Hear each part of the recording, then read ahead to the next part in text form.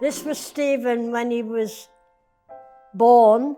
He was 10 weeks early and he had tubes on him. I couldn't hold him for a while. So the day I got to hold him, that was a very special day. For Mother's Day, he bought me a blender, which I still use to this day. And I've been told every time I use it, I mention his name. Hi, Mom. That's one of his favourite things he'd say. And then me sort of saying, oh, where have you been? You know. Katrice would wave goodbye to her sister and then couldn't wait for the school bus to come home in the evening so that she could play with Natasha and Natasha's friend.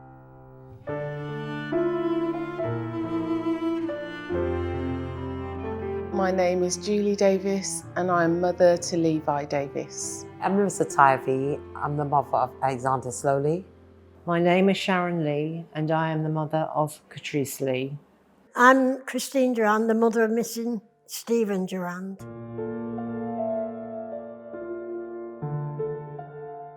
I'd sent him a text message asking him if he'd received the money for the hotel, but there wasn't any reply.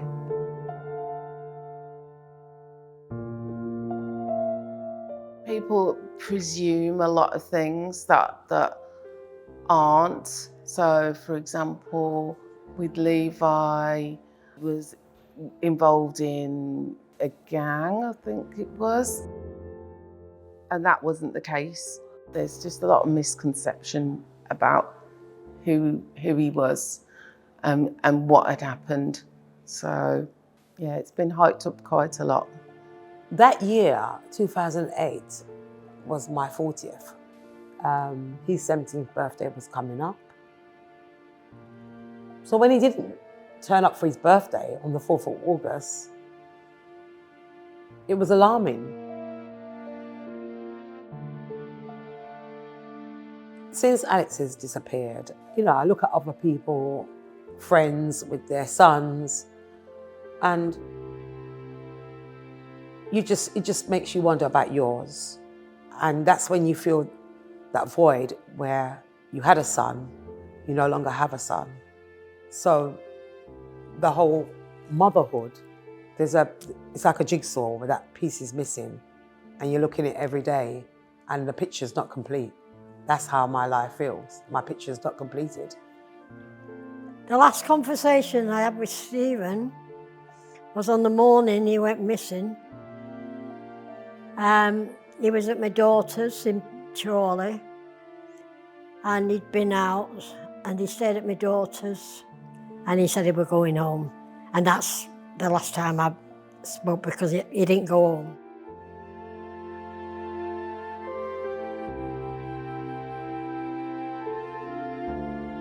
Mum, I can hear his voice all the time.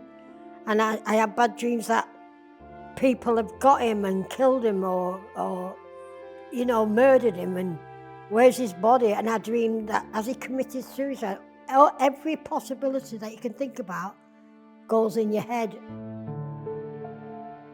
My daughter went missing in a foreign country, Germany. My husband was stationed there as a member of the British forces. And it was like the military police and the German police were playing ping pong with my daughter.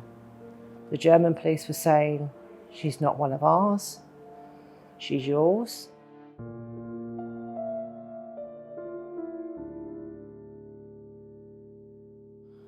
Katrice had a hereditary defect in her left eye. Her elder sister Natasha suffered from it as well.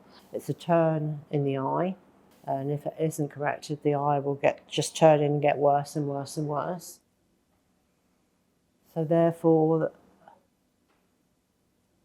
Katrice would have needed those 2 operations the same as Natasha.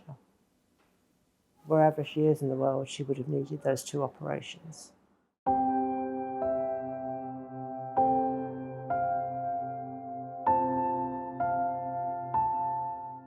Is he alive? Is he dead? Torture. It's probably the easiest way to describe it. I'd say it's worse than going through bereavement. At least with bereavement, you've got some kind of, like, closure is probably not the best word for it, because you never can kind of get over the loss of a loved one.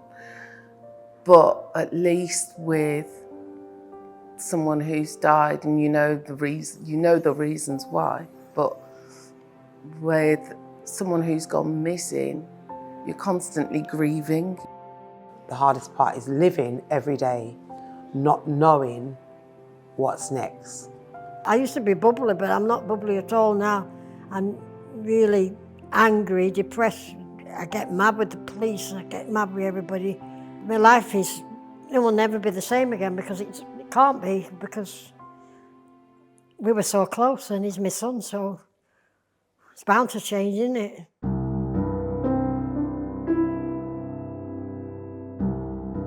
I've always thought that as a mother of a missing child, I have membership to a very select club. It's one that I didn't ask for, and one I certainly don't want. But anybody can become a member of that club. You don't ask to be in it. And no matter how old a person is when they go missing, whether they're a small child, a young adult, or an adult, at the end of the day, they are always someone's child. I can't describe to you the pain and the hurt that those families suffer. But they go on doing that.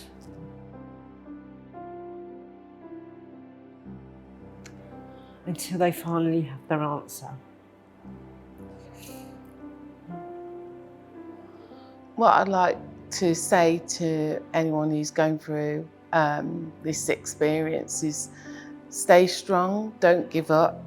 Because they do find people after years and years, so there is some hope.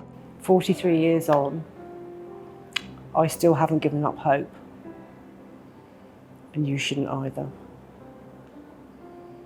All the time you have hope, then your missing loved one will never be lost.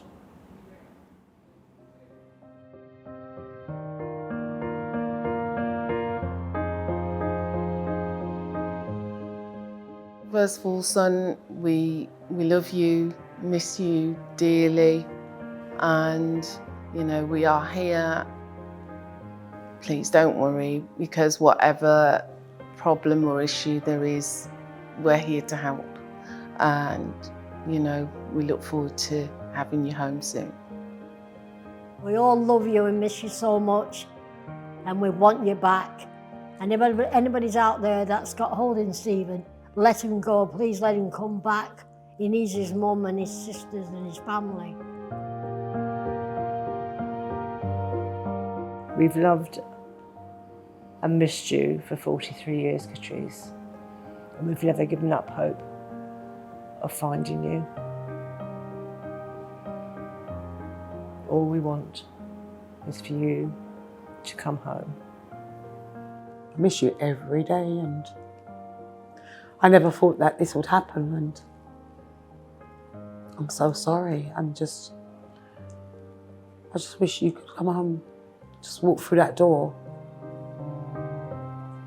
Just come home.